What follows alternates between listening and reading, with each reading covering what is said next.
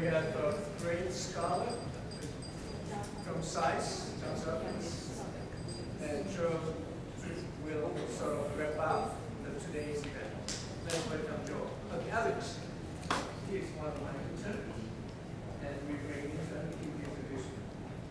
Oh, okay. Can you just introduce me? Yeah. I'll make it short. Okay. Thank you, Dr. Kent, for this privilege to introduce the Honorable Joe Esper. Mr. Witt, Senior Fellow at the U.S. Corean Institute and Senior Fellow at the Columbia University's West Institute of East Asia. He's an expert on Northeast Asian security and non-proliferation issues. He wrote the first National Intelligence Estimate on Ballistic Missile Proliferation along detail at the CIA. In 1993, Joe joined the staff of Ambassador Robert L. Gallucci that developed the U.S. North Korea framework. Joe was the State Department coordinator tasked with implementing the agreement, formation of KEDO, and worked with North Korea on aspects of the agreed framework. Founder of the 38th Northwest site, Joe has written articles on North Korea and proliferation, and co-authored Going Critical, the first North Korean nuclear crisis. He is a senior fellow at the Council on Foreign Relations at the Center for Strategic and International Studies, senior associate at the Henry L. Stimson Center, and guest scholar at the Brookings Institution. Ladies and gentlemen, please welcome Joe Esper. Thank you. I'm not all of those things right now. I have been all of those things, but it would be quite an accomplishment for me to have all those positions at the moment. Anyway, I'm at SAIS in Columbia now, so thank you very much. I'm very happy to be here today. I suspect I'm going to inject into this conversation a somewhat different perspective than what you've been listening to for most of the afternoon. My assigned topic is freezing North Korea's nuclear program, so I'm going to focus on security issues. But I did want to say up front, I was here a little bit before I had a chance to come up here, and you know, I do recognize that human rights is an important issue that needs to be dealt with, and I think it's wrong to say that the Obama administration has ignored the human rights issue in North Korea. It hasn't. It's been very active in trying to focus attention on that issue. And for those of you who are familiar with whatever I've written, I'm not a big defender of the Obama administration at all. But nevertheless, I think we need to give credit where some credit is due. Anyway, so today I'm going to focus on the security issues, and particularly the nuclear program. And, I'm not going to start off with a lot of wonky, boring technological facts. I want to step back for a minute and conduct an exercise in thinking about where we should go in the future with North Korea, but also thinking about why we failed in the past. One of the things that this gentleman didn't mention is that I've spent 20 years basically dealing with North Koreans. In the U.S. government for a while, in think tanks, and now at SAIS, and of course working on the issue of North Korea. I visited North Korea many times, including WMD facilities. I've worked with all sorts of North Koreans, particularly government officials, of course. I still meet with North Koreans in Europe, and actually one of our main interlocutors was just promoted to be foreign minister, so I've known him for 20 years. And I've also worked a lot with South Koreans, Chinese, Japanese, and others on dealing with this issue. I say all this because what I'm about to say about the substance is informed by my experience with the North Koreans. I'm not an academic. I didn't start out life studying Korea. I started out actually working on U.S. Soviet arms control. But, so on this particular issue, this may sound surprising to you, but I think now it's pretty clear that North Korea's nuclear and missile programs are a threat, and they're growing. It may sound surprising because over the past few years, I think our attention to the issue has been spotty at best. And last year, actually, we did a long study for the whole year on North Korea's nuclear future. We have a number of papers published on our website, 38 North, that look into the future to 2020. And everything that's been happening over the past few months in North Korea's programs is not surprising or shocking to anyone who studied this issue. All of these activities represent a continuation of a steady program to develop and deploy nuclear weapons and to build bigger and better missiles. As I said earlier, all these programs have serious implications for our security. Everyone now understands that, for extended deterrence, for defending our allies on the Korean Peninsula, for the effort to rebalance our foreign policy focus in Asia, for stability in the region, and of course there's always the danger that these kinds of technologies are going to find their way into the hands of people we don't want to find them their way into in other regions. So the threat is real, and it's nice that people are starting to recognize that. And indeed, I have to say that one of my big problems the past year is I get really angry when analysts call the North Korean missile program fake. There have been guys who said it's a fake program. It's a Potemkin village. I think now they'll probably shut up. So the next topic I want to address is why have we failed? Because it's not as if this program has materialized out of nowhere. I think certainly since 2002 it's gathered a lot of momentum.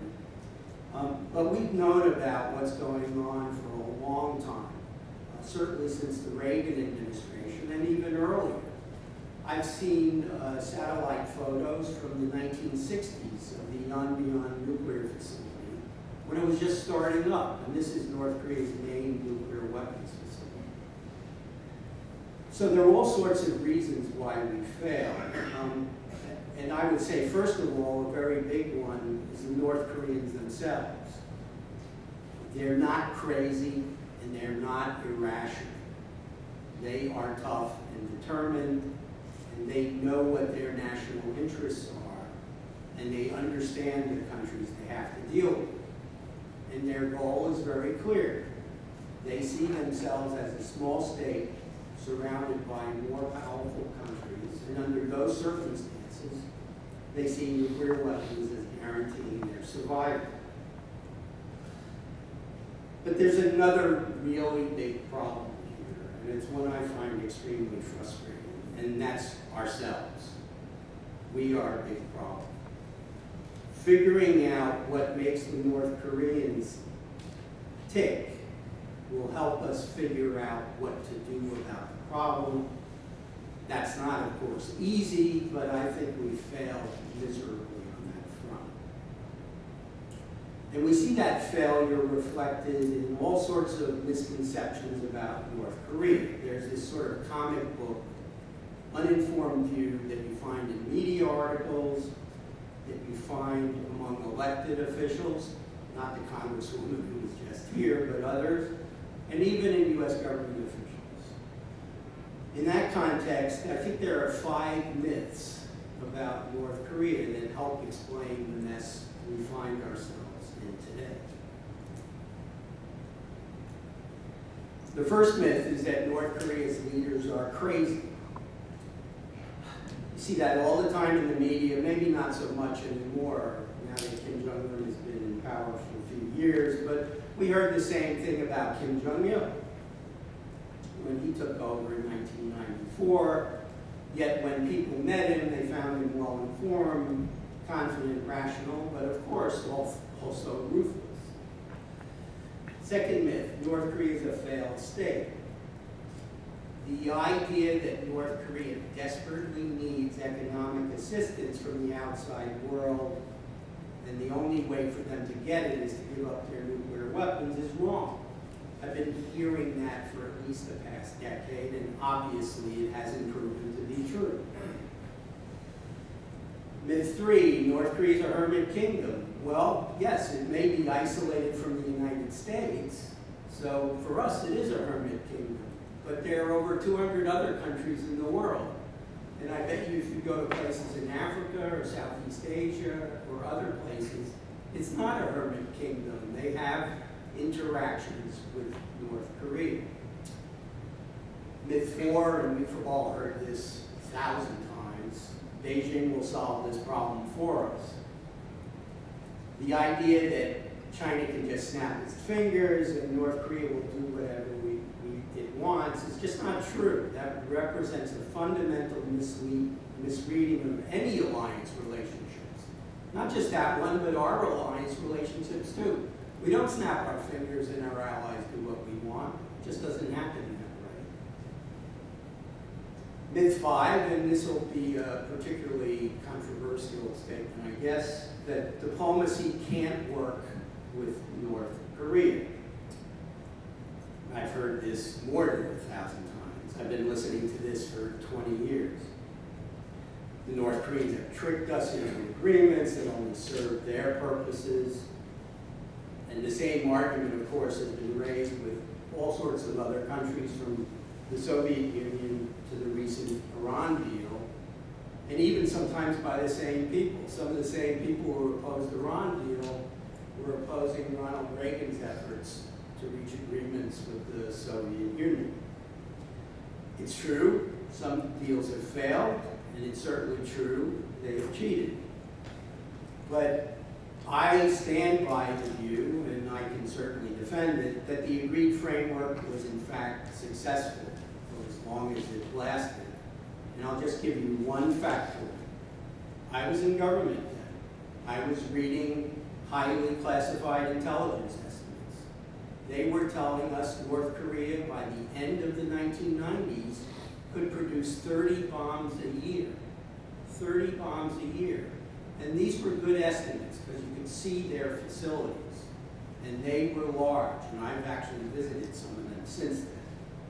By the time we got to 2002, because of the agreement, they weren't producing nuclear weapons at 30 bombs a year. Indeed, they only had enough material for a handful of weapons. And people will say, well, yeah, they were cheating. They were trying to produce uranium, and we knew about it, sure. But the fact is, they haven't started producing any uranium until recently. And 2002 is over 10 years ago. So to me, that was a successful agreement, and I'm not saying we can replicate that particular agreement because the situation is very different today, but diplomacy can work. So I guess the major first point I want to make is understanding what we are dealing with is the first step to formulating sensible policies. Basing policy on myths only increases the chances of failure. The second major problem, and I'm sure this is going to be very controversial here, is magical thinking. What I call magical thinking about policy options that builds on these myths and some other unrealistic thinking. We are formulating ideas about how we wish North Korea would be, and rather than understanding how it is, and I think I'm just paraphrasing what Bill Perry, who is the Secretary of Defense, used to say. So to my mind, a prime example, or one prime example, is the Obama administration's policy towards North Korea over the past 7 years, which is called strategic patience, and I think that's been magical thinking. It's based on flawed assumptions that we can further isolate an already isolated country, that North Korea was weak, and by doing that, we can convince it to stop behaving badly. Well, obviously, that hasn't worked. Over the past 8 years, it's pretty much had the opposite effect. And I know North Koreans who will say to you, we withstood everything you were trying to do to us over the past 8 years, and we came out okay. So in some ways, it's emboldening. There's another example which I'd like to talk about, which is, and this is going to be counter to some of the things you've been hearing. It has to do with regime change and Korean unification. I consider a lot of the discussion of that magical thinking. It's unrealistic and unanalytical. I'm not saying I oppose Korean reunification. I think it would be great if it happened. It's a nice vision. The authoritarian rule would end.